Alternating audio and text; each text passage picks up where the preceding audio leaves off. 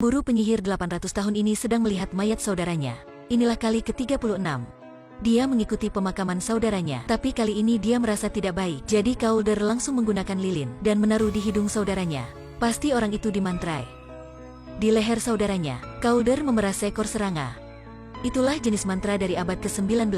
Ternyata teman itu belum mati, tapi yakin juga tidak hidup lama lagi. Di jari tangan saudaranya ada goresan, tampak petunjuk yang dia ingin meninggalkan Calder. Jadi langsung ke tempat tinggal temannya. Tempat ini masih biasa, tampak tak ada peninggalan magik. Tapi ketika Calder mengeluarkan bubuk, gambar mantra langsung muncul di lantai. Tampak sudah ditandai. Seluruh kamar mulai diubah. Berbaringlah. Ternyata kamar ini sudah dimantrai. Inilah bentuk nyatanya.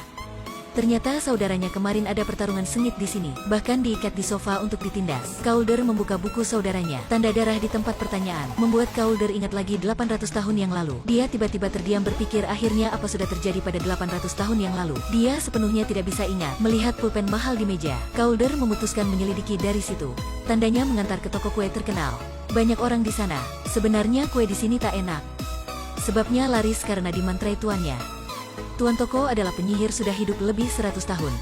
Keuntungannya adalah menghapuskan otak manusia. Tuan berkata sama Calder orang yang dia ingin ketemu, sedang hidup dalam rumah pemakaman di bawah pohon begonia. Membuka pintu rumah pemakaman. Dalam sana ada mainan aneh.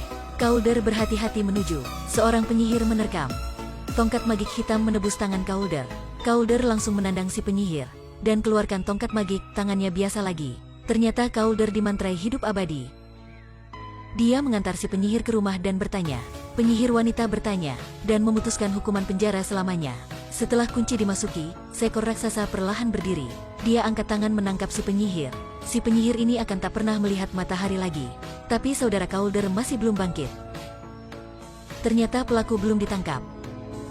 Setelah itu mencari data, Calder memutuskan mencari penyihir wanita memecahkan impian untuk membantunya ingat lagi 800 tahun kemudian. Pada abad ke-21, penyihir wanita sudah berbisnis warung bar. Mereka menggunakan magik menghiaskan warung bar sangat misterius, menjual obat memori dan kenangan. Inilah kali pertama setelah 800 tahun Calder ke warung bar. Bahkan pesan alkohol juga tak tahu. Baru datang sudah tanya, bagaimana cara membayar? Sebagian memori, penyihir wanita baru mendengar. Langsung menawarkan harga $500. Baiklah, berpikir diri sudah rugi. Jadi si wanita langsung mengubah. Artiku adalah $5.000 ya. Baiklah, $50.000. Sekarang bisa dimulai tidak? Konon para penyihir hidup di sekitar kita. Mereka hidup di warung bunga, warung bar, dan hidup berdamai dengan manusia. Tapi sekelompok penyihir lain berbeda. Mereka latihan magik hitam, ingin menggunakan magik itu memimpin dunia. Jadi pekerjaan pemburuan penyihir lahir.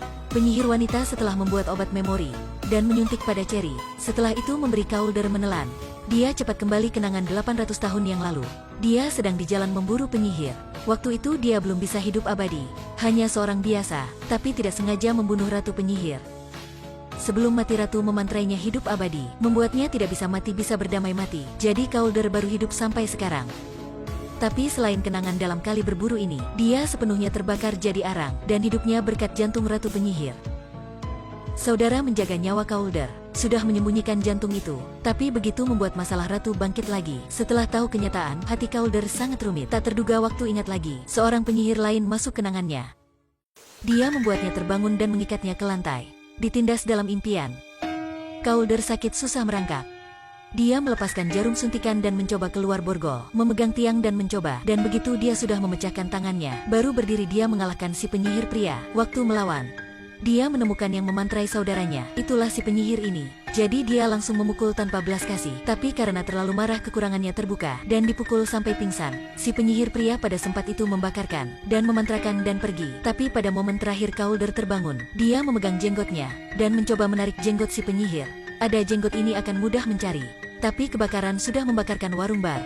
Si penyihir wanita marah tapi tidak ingin meninggalkan Calder. Dan dia mengantarnya ke rumah. Dalam pertarungan antara manusia dan penyihir, banyak penyihir juga terkait. Temannya juga karena itu sudah mati. Para penyihir hitam itu karena dunia idealnya sudah membunuh temannya. Hal ini membuatnya di pihak manusia. Dia bersiap kerja sama Calder. Tapi mereka sebelum pergi harus ke satu tempat mencari herbal. Di tempat itu hanya ada penyihir wanita tua. Mereka sekarang adalah pemimpin bidang fashion, khusus dalam mengadakan fashion show besar. Di belakang model-model sedang berdandan. Di bawah bedak tebal itu, adalah muka menua. Model-model inilah penyihir. Ada wanita sedang berbaring di sofa. Itulah Vedet di panggung catwalk. Calder kesini, ingin menukar satu hal, yang digunakan melawan penyihir lain. Tapi tak terduga dihipnose olehnya. Dia tiba-tiba melihat istri dari 800 tahun yang lalu. Calder tiba-tiba tenggelam dalam ilusi.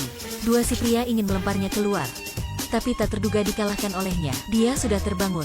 Memori yang si penyihir dibangkitkan itu sudah membuatnya marahi. Dia langsung mencopet kalungnya, dan mengambil mutiara, dan memecahkannya meskipun dia meminta.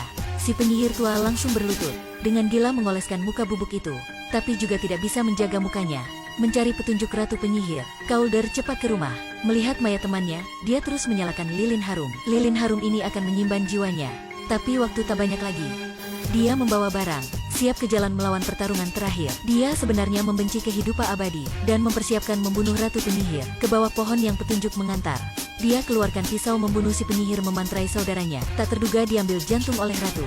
Ratu mengambil lagi kekuatan Calder. Setelah itu menyembunyikan di bawah tanah. Calder kembali rumah dengan tubuh banyak luka. Si saudara akhirnya bangkit. Tahu mantra teman sudah dihapuskan. Calder berpikir meskipun inilah pertarungan terakhir, dia juga tidak sayang apapun. Ratu bangkit, pohon sakit menempati gereja. Calder membawa penyihir wanita di bar masuk, dan membuka satu ruang rahasia. Ruang inilah dunia yang biru, menghubungi dunia luar. Kekuatan magik hitam yang Calder mendapat dalam 800 tahun ini, meminjam kekuatan penyihir wanita. Dua masuk dalam dunia magik hitam. Tempat itulah dunia masa depan yang dibuat ratu. Kota menjadi buas. Semua penyihir berdiri banyak, mengumpul magik hitam yang menghancurkan dunia. Waktu mereka mengumpul, banyak serangan sakit juga keluar dari gereja, dan menutupi kota. Si saudara baru terbangun melihat itu juga sangat khawatir. Dia tahu temannya susah untuk menghindari pertarungan baru. Pasti dalam gereja, Calder dikalahkan. Setelah kekuatan abadi diambil, dia hanya ada tubuh dengan daging biasa. Dia menggunakan kekuatan terakhir, mengeluarkan batu iklim. Tiba-tiba badai muncul. Dia melempar pedang masuk badai, dan menusuk jantung ratu. Dia tahu ratu mati, dia juga mati. Tapi tak apa-apa, karena dia sudah hidup terlalu lama. Dengan kejatuhan ratu penyihir, para serangga juga terjatuh. Si saudara berdiri di jendela. Dia tahu kali ini manusia sudah menang. Pandemi sekali lagi dicegah. Adegan akhir film, Calder sama saudaranya duduk di luar gereja. Akhirnya dia masih simpan lagi jantung ratu. Karena dalam waktu menghadapi kematian, dia melihat banyak yang lebih seram sedang tunggunya. Mereka menunggu dunia tanpa pemburu penyihir.